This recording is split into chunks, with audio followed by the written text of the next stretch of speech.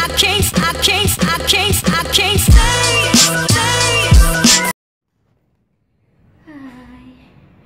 guys, good morning. So, 7 o'clock na ng umaga. At ayun. Hinihingal pa ako. So, bubuksan ko na to. Hindi nila natanggal yung ano. Hindi nila nababa yung switch na to. Pero yung main, naka-off naman. Tapos, yan. May ganap dito kahapon. So, lahat nandoon na. Nandun na siya sa wall na yon. So, ngayon, meron kaming bagong fan. At sana hindi siya masira, no? Or mabangga-bangga. And check ko na rin to. As always. At ayun, haggard na naman yung mukha ko. Sorry.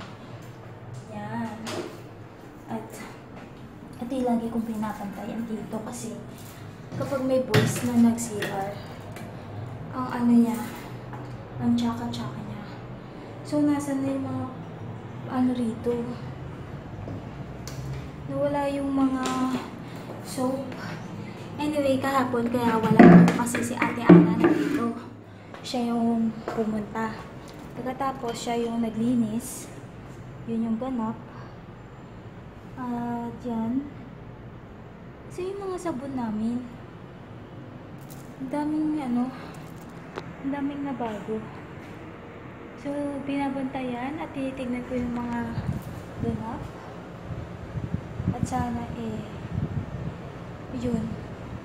About pala dun sa time, hindi na pala. Hindi na kami pwede umputin ng midnight.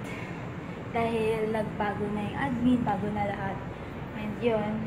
Tapos, hindi ako pwede mag-behind the scene as always kapag sila yung kasama ko. At yun. Naka-ready na rin to. Yun yung gagamitin namin. Tapos yung lamesang nandito, nandun na siya. Yan. Naiwan ng makeup artist to eh. Bago lang to. Bali, ito gagamitin nila mamaya. Ganito rin yung lamesa namin sa bahay, diba? Pero malaki naman yun, mataas. So yun guys, later na lang and yeah, masanay na kayo pati yung pagpatay ng mga kuryente ha. Na i-record ko pa kasi kailangan ko siya as in. And yun. Tapos haul ko na lang sa inyo yung mga baon kong snack. And si Potog sure yun, baka maaga siya. At baka na traffic lang din yun sigurado. So yun, ito yung aking baon. Yan. Humingi ako ng pera kay daddy, 100 pesos. So papalitan ko na lang yun sa salary ko. Kasi natatakot ako baka ma-short ako, diba? So, Regis. Ito favorite ko yung cheese. Choco Chomp. Bread pan. And ayan ulit, diba? Tapos meron akong perks card. Yan. At hindi ko alam kung mag-a-avail ako kasi sina mama mahilig silang mamili. Kaya ayun. Try ko. So, nagbago pati yung saksakan. Nagbago lahat ng ayos.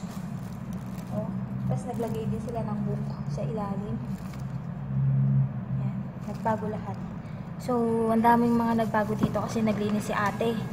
At kailangan ko na rin kabisaduhin lahat ng mga nandito para just in case na maraming tao. Alam ko if ever kung merong nawawala or kung ano man, diba? So yun guys, later na lang. Hi! Hulas na yung makeup ko. Negra Kaya lang siya mapotated na dahil dun sa ilaw. Pero ito yung aking asal. Paano siya mawawala? Hindi kaya ng pamilya. Tapos ito pala, sabi pala sa akin. Wait lang. Kasi yung mic. Yan. Sabi sa akin nito, ayan hindi ko siya pwede ipatusok. Yan, kasi kusa naman siya mawawala and magiging ganito siya, peklat. So, pag nagpeklat siya, papahiran ko lang siya ng gamot para mawala yung mark.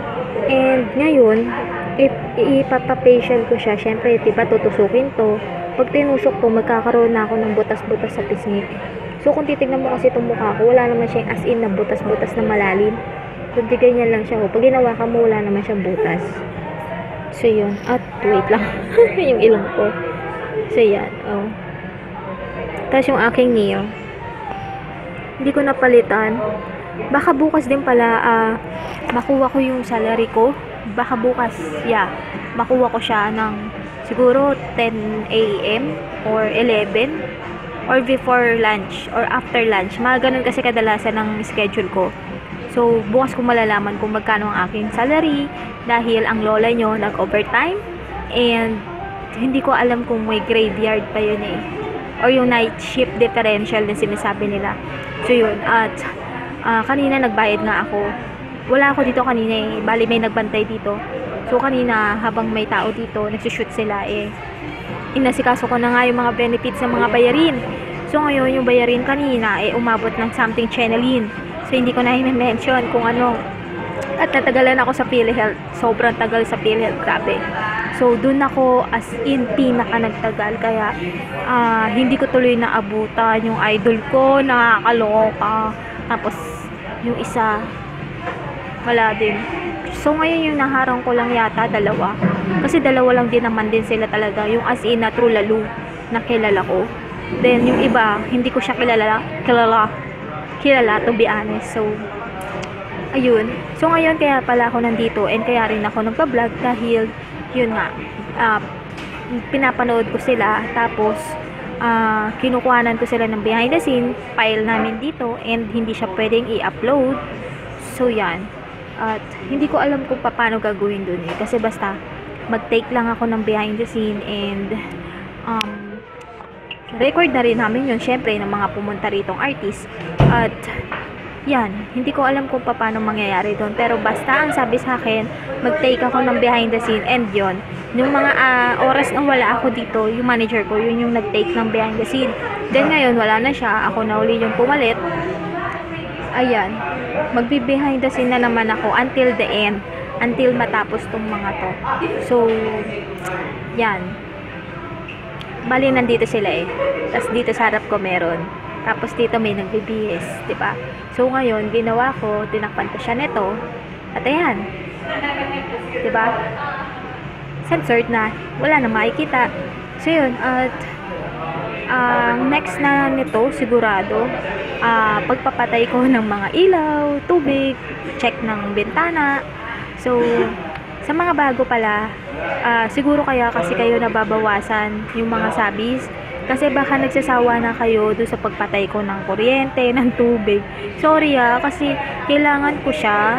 Lalo na yung may nangyari na naiwan daw na bukas yung aircon. So, syempre matagal kami wala at nasa outdoor, ganyan. Wala akong proof na pinatay ko siya. So, ngayon, kaya ako nagbo-vlog ng ganito. At kasama talaga siya sa vlog ko dahil ito na yung proof ko na napatay ko siya, na as in sure ako talaga. Kasi may mga time na pagpagod na ako, halimbawa nito, lutang na yung kokote ko, inaantok na ako, tapos madaling araw halimbawa kami natapos, halimbawa lang. So, hindi mo na mga maaalala kinabukasan kung napatay mo ba lahat. Basta alam mo, lahat ng mga pwede mong patayin, ligpitin, lahat yun, naayos mo. So, baka kasi may time na mayroon kang nalampasan na hindi mo napatay, naakala mo napatay. So, meron din na sure na napatay mo, pero baka kasi nasalisihan ka lang at meron pa uling nagbukas dahil naiinitan, ganun. So, yun. Yun yung reason ko bakit siya kasama. So, if ever na nahihiwagaan na kayo or naiinit na kayo, nagsasawa na kayo dun, pwede nyo naman siyang i-skip din. May mga days din na makikita kayo sa akin na wala akong vlog kasi yun yung mga araw na paulit-ulit na lang yung nangyari, kaya hindi ko na rin siya binlog kasi for sure na mas lalo kayong maboboringan. So, sorry guys if meron akong story sa sarili ko or sa buhay ko na hindi ganun kakulay dahil more on trabaho lang ako at bahay. So, yung barkada, hindi ko sila makasama dahil taliwas yung schedule nila sa akin. Kaya, ako yung mag-a-adjust sa kanila. Let's say, Saturday, Sunday, wala siyang pasok. Dun yung araw na dapat tumapat din sana yung rest day ko. So, yan. At, yun. dito ko na ini-end yung vlog guys, dahil for sure ang next talaga nito yung aking pagpapatay ng mga kuryente. So yun, inuunahan ko na kayo, baka kasi yun nga, yung reaction na yan na naman, 'di ba? So yun guys, sorry pero kailangan ko talaga siyang i-insert. So yun, bye. Good morning na. At hindi pa ako tapos. Meron pa akong gagawing mga behind the scene. Ikaw, Deng. Ay, Friday pala ngayon. Ay, hindi. Bukas Friday. So, yun. Mamaya na lang. I can't stay.